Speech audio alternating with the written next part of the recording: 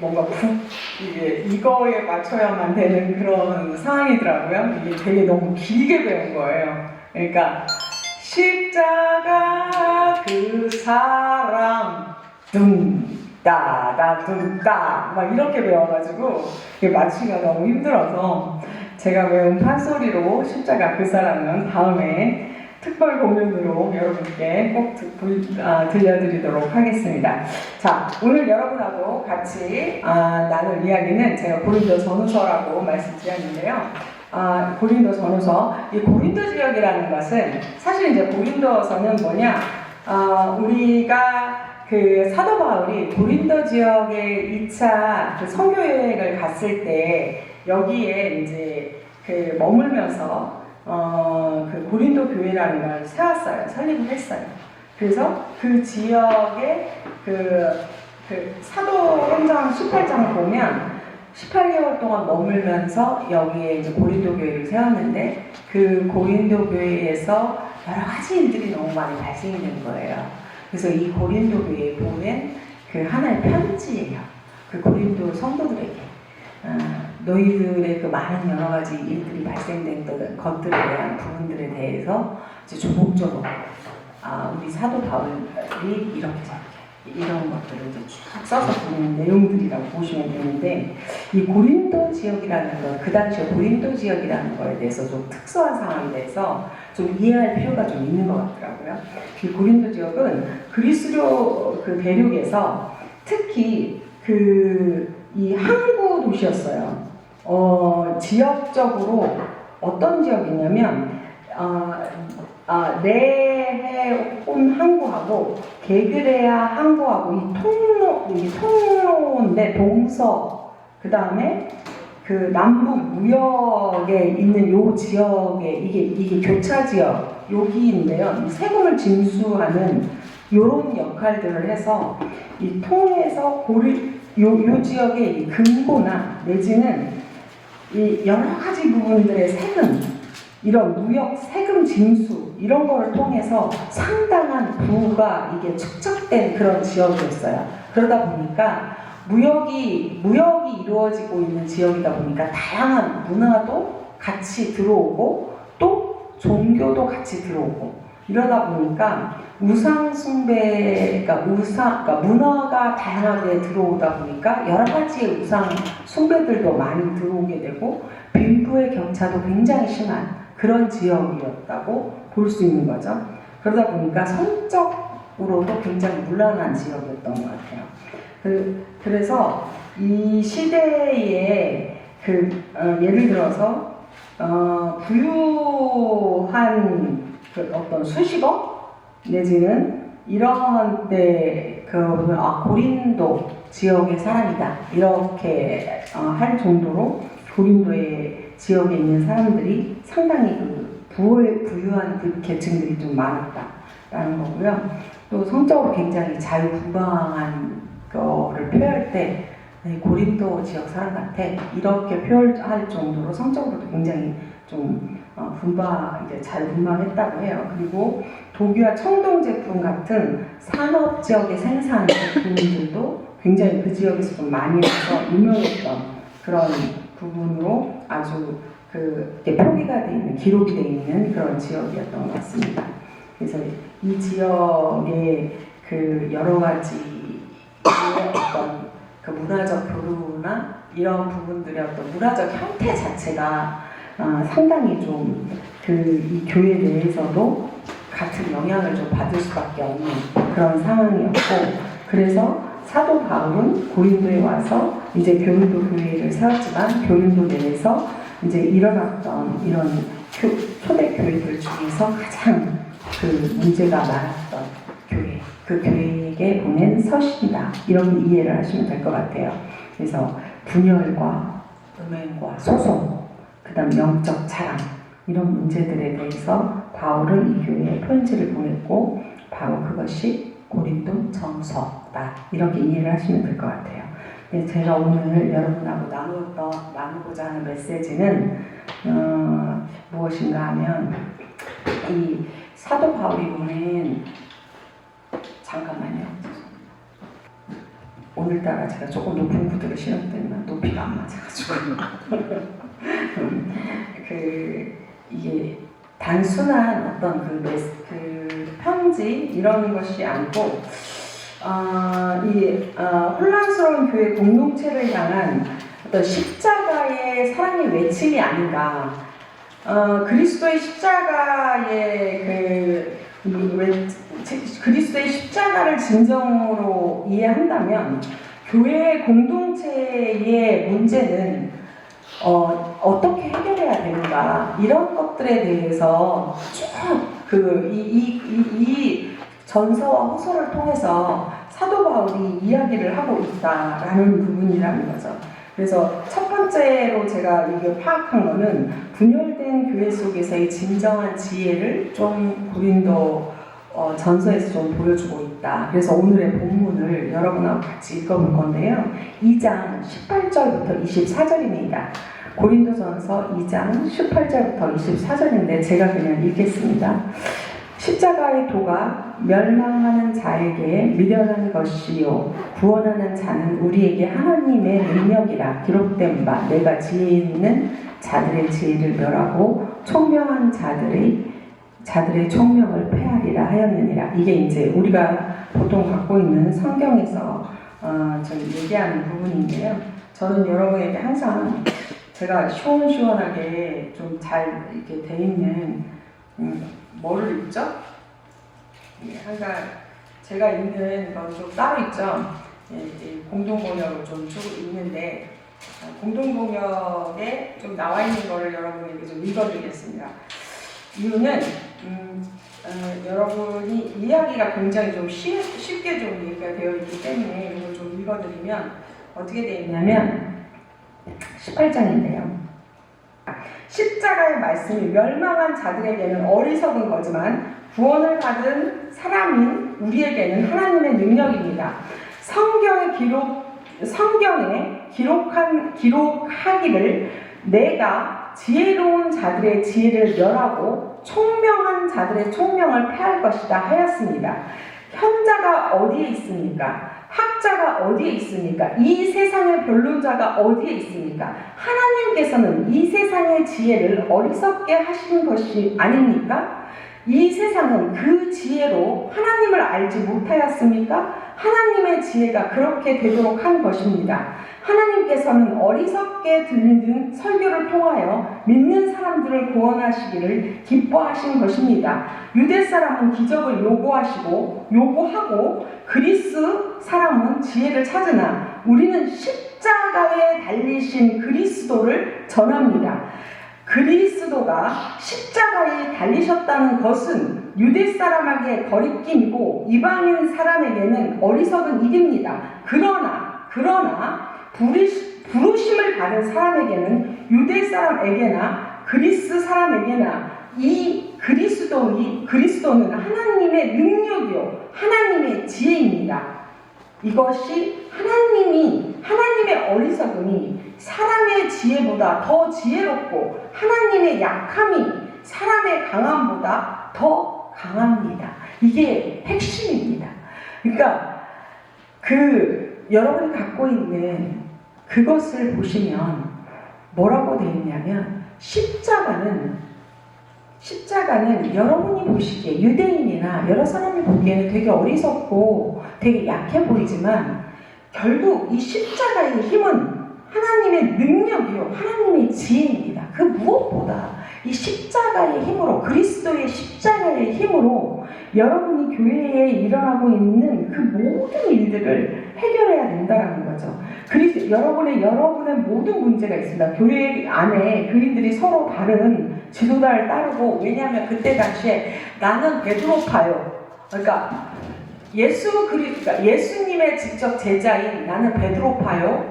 나는 사도 바울파요. 나는 세례 요한이죠. 세례 요한의 제자였던 그분 이름을 내가 잠시 잊어버렸는데 그 제자파요. 서로 이제 막 분열이 일어났습니다.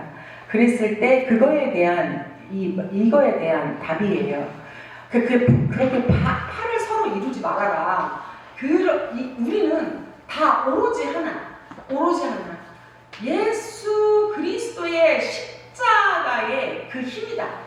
예수 그리스도의 십자가의 그 지혜와 그 능력으로 우리가 그리스도인이 됐으므로 그 힘으로 우리가 이 지혜와 이 능력으로 우리가 하나 된 거지 절대 누구의 파고 누구의 뭐고 절대 이거 아니다. 그 말씀을 지금 여기서 그 근거를 드러내고 있는 겁니다. 그래서 우리는 분열을 일으켜서는 안 되고 우리의 자랑거리가 아무것도 없다. 그 얘기를 지금 하고 있는 겁니다. 그러므로 그리스도 1장, 이게 지금 현재 바울이 이 상황에 대해서 이렇게 얘기하고 있는 거죠. 그리스도 고린도전서 1장에서도 그 다음과 같이 선포하고 있습니다. 십자가의 말씀은 멸망하는 자들에게는 어리석고 십자가의 이 선포는 되게 말씀은 멸망하는 자들에게 어리석지만 구원을 예수 그리스도의 십자가를 믿는 우리에게는 뭐라고요? 구원을 얻는 우리에게 능력이라고 말하고 있습니다. 이것이 바울 서신의 첫 번째 메시지입니다. 세상의 지혜는 자신을 높이는 것에 있고 세상의 논리는 강한 자 또는 지혜로운 자, 많이 가진 자를 따르고 있지만 바울은 고린도 교회에 계속 말하고 있어요. 너희는 보아라. 육체로 보면 지혜로운 자도 많지 않고 권능 있는 자도 많지 않고 잘난 자도 많지 않다. 1장 26절에서 얘기하고 있습니다. 하나님은 오로지 세상에 약하고 어리석게 보이는 것을 택하셨다. 십자가에는 세상의 눈으로 봤을 때 패배한 것 같고 정말 어리석고 정말 힘없고 정말로 말도 안 되는 것 같지만 하나님의 눈으로 봤을 땐 그 믿음의 눈으로 보면 지혜의 절정이고 그리고 그것이 가장 능력 있는 것이다. 그러니 너희들의 그 갈등과 그리고 너희들의 파벌과 그 자랑과 그 모든 교회 안에서의 그 모든 것들은 의미가 없다. 왜냐? 하나님의 독생자를 십자가에 왜냐면 세상을 이처럼 사랑하사 독생자를 우리에게 보낼 만큼 사랑했으니 그 십자가의 못 박을 그 정도로 우리를 사랑했으니 그 앞에 무엇으로 더 이상 자랑하리요? 이렇게 말씀을 하고 있는 게 바로 사도 바울이 고린도 교회의 이 혼란과 갈등과 그 모든 것들을 다 잠재우는 답으로 제시하고 있습니다. 여러분, 이 고린도 전서를 여러분 읽어보셨으면 아마 알 거예요. 지금의 교회의 현 상황과 고린도 시대 때 교회 내의 현 상황 뭐가 달라요? 목사님, 뭐가 달라요? 전 정말 읽으면서 현대교회나 옛날 교회나 이 공동체 안에 일어나는 모든 문제들을 어찌 이렇게 비슷한 일들이 똑같이 일어나고 있는지 정말 사람의 이 한계와 인간의 부족함은 이게 반복되고 있지 않나 이런 생각이 좀 들고 있습니다. 그리고 바울의 또 굉장히 현명한 또 하나의 예를 들고 있습니다. 이게 지금 계속 이런 말씀 지금 핸드폰에서 나오고 있는 건 뭡니까? 예배 시간이고 지금 뭡니까? 경무 안내가 필요해요. 일단 끊고 잠깐. 지금 뭡니까? 그 교회에서 또 이제 이 고린도 교회에서 이런 일들이 막 일어납니다. 나는 막 이런 능력 받았습니다. 나는 막 이 치유의 능력 받았고, 나는 또 막 방언 터졌고, 그리고 나는 말이야, 내가 막 그 미래를 보는 이런 능력도 받았고, 막 이런 능력 저런 능력 받았다고 예배가 진행이 안 되는 겁니다. 예배를 보려고 딱 하면 막 일어나가지고 알렉스레 이러고 막 그림이 그려져. 이 지도자가 예배를 진행하려고 그러면 또 어느 권사님이 딱 일어나서 막 라라라라라 방언 터졌다고 막 하고 예배가 진행이 안 된다는 겁니다. 예배가. 이렇게 해서 이제 바울이 그거에 대해서, 그리고 내가 너무 잘났어. 그러니까 이게 통합이 안 되는 겁니다. 그래서 바울이 딱, 여러분, 또 이제 고린도전서 12장 21절 여러분 보십시오. 고린도전서 12장 21절을 보면 교회는 어떤 거냐, 한번 우리 이거는 좀 오랜만에 오신 우리 선생님께서 한번 읽어보시다. 자, 제가 이름을 호명하니까 우리 교회 교인들이 누군지 막 다 그냥 영상에서 다 나왔다고 다 해서 이제 이름 호명하지 않겠습니다. 자, 오랜만에 오셨는데 12장 21절 교회는 어떤 공동체다 이렇게 딱 정의를 해놨습니다. 자, 이거 말씀해 주시죠. 읽어보시죠. 눈이 손더러 내가 너를 쓸데가 없다 하거나 또한 머리가 발더러 내가 너를 쓸데가 없다 하지 못하리라. 그뿐 아니라 더 약하게 보이는 몸의 지체도 도리어 유긴하고 우리가 몸의 덜 귀히 여기는 그것들을 더욱 귀한 것들로 입혀주며 우리의 아름답지 못한 지체는 더욱 아름다운 것을 얻느니라. 그런즉 우리의 아름다운 지체는 그럴 필요가 없느니라. 오직 하나님의 몸을 고르게 하여 부족한 지체에게 귀중함을 더하사 몸 가운데서 분쟁이 없고 오직 여러 지체가 서로 같이 돌보게 하셨느니라. 맞습니다. 이 말씀입니다. 교회는, 교회 공동체란 우리 신체와 똑같다는 거죠. 필요하지 않은 사람은 한 명도 없다는 겁니다. 이런 사람도 필요하고 저런 사람도 필요하고, 우리 신체에 예를 들어서 손이 있는데 손이 잘했는데 머리에서 손이 내가 잘했으니까 나만 있으는데 이렇지 않다는 거예요. 손도 있어야 되고 발도 있어야 되고 머리도 있어야 되고, 그래야 한 사람이 이게 다 이루어지는 거와 똑같이 교회 공동체란 이러한 사람도 있어야 되고 저러한 능력이 있는 사람도 있어야 되고 이러한 능력이 있는 사람도 있어야 되고, 소위 말해서 밥을 잘하는 사람, 봉사를 잘하는 사람이 있고, 또 어떤 사람은 예를 들어 치유의 은사가 있어 치유를 잘하고, 음악의 은사가 있어 음악으로 봉사하는 사람이 있어야 되고, 또 우리 영상을 찍어서 영상으로 봉사하는 사람이 있어야 되고, 재정을 또 이렇게 해서 돈으로 또 봉사하는 사람이 있어야 하며, 나처럼 이렇게 미모 봉사하는 사람이 있어야 되고, 이런 식으로 모든 사람들이 각자의 능력으로 이렇게 해서 한 모음처럼 모든 사람이 다 각자의 능력대로 하나님 나라를 위해서 한 몸처럼 이렇게 봉사해야 된다, 이 말을 하고 있습니다. 그래서 이것을 몸에 비유해서 제발 서로 이렇게 분열해서 내가 잘하다, 나만 필요하다, 나의 능력만이 필요하다 이렇게 얘기해서는 안 된다, 이 말을 비유하고 있다, 이렇게 생각하시면 되고요. 자, 여러분이 정말 이 노래가 가장 유명하죠. 사랑은 오래 참고 13장 나오죠. 우리 또 13장 그냥 넘어갈 수 없겠죠. 사랑의 장이라고 얘기할 수 있죠. 사랑은 오래 참고 13장 있습니다. 사도 바울의. 근데 제가 이것을 사랑의 창가라고도 많이 하죠. 예, 이거는 여러분, 제가 이 부분은 여러분에게 읽으라고 하지 않겠습니다.